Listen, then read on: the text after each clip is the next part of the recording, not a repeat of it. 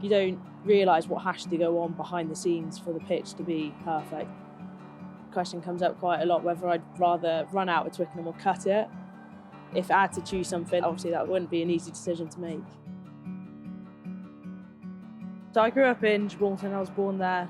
Rugby back there is not very big. The local side was like 20 minutes away across the border into Spain. I turned 16 and then it became an option whether I stopped playing rugby because travelling to the local women's side was about 2 hours away, or I looked to come over to the UK. Susie came down to Exeter and she got in contact with me and asked if I wanted to come down here and experience something new and have a new challenge. COVID hit and then it became a realisation like I need to actually think, what do I want to do with my life in the bigger picture? Do I actually want to spend 3 years studying at uni when I probably wasn't the most academic person? I took the gamble and come down to Exeter with Susie. Ended up having a lot of free time on my hands because I'd be training 3 times a week and then you'd have like the rest of the week just twiddling your thumbs at home, I suppose. And then we were sat in the stand and the grounds team at the time were doing stuff on the pitch. And I said to one of the girls, like, that's what I want to do. And then because I said it, I had to do it and I've enjoyed it since. We're going to prep the pitch to spray some products down, so we tend to measure it out in 4-metre blocks. We tend to normally use a different tape measure, but that broke this morning. Someone went over it with a mower. And we'll get the boom sprayer out and just walk up and down. It tends to be products that's going to help the pitch grow so that it's looking nicer for the weekend.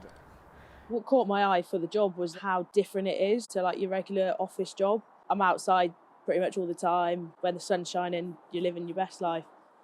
We're marking out the pitch, so we're using a laser, make sure the lines are dead straight. So on the laser, you've got like 2 guidelines that you'd match up to your white line. And once they're matched up, hopefully the reflector should also be matched up. So you switch your laser on and then you're trying to find the reflector with the laser so that that is straight as well.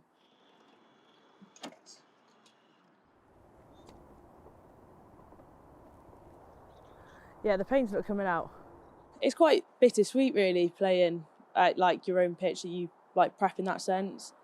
Obviously the sweet bit is you're getting to run around Sandy Park. Then the bitter bit is that you've prepped it all, you've done all this hard work for one scrum to happen and it ruins it in that sense and you're just a bit like, right.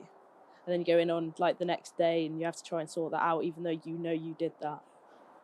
When we're training, I do tend to say, oh, like, let's move on a bit, this area's getting ruined. We all have a laugh about it.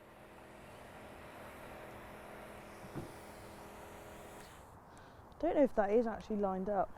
Sometimes they'll give me a bit of stick if the pitch ain't right where they want it to be. Like if the lines aren't marked or something like that, they faded away, I will get a lot of stick for it and you've got to go back the next day and try and paint them. It's quite a common thing really, with the lines not being as straight as you'd probably want them to be. It's looking pretty white, pretty straight, probably give it an 8. Cutting it is actually probably one of the funner things. You've got 2 hours kind of to cut it and you're in your own little world.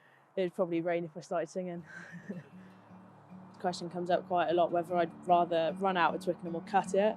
If you asked me 18 months ago before I started this, like my job, I probably would have said run out on it, but probably now I'd probably say cut it and actually prep it because you see what actually has to go onto it and like the praises it gets when it's at its best. Yeah, it's pretty incredible. Ideally, I would want to carry on with the pathway and potentially play for England one day, but obviously understanding that rugby's not going to be there forever, having to have that alternative career. Ideally like to balance in both as I am now for the future and continuing to do that.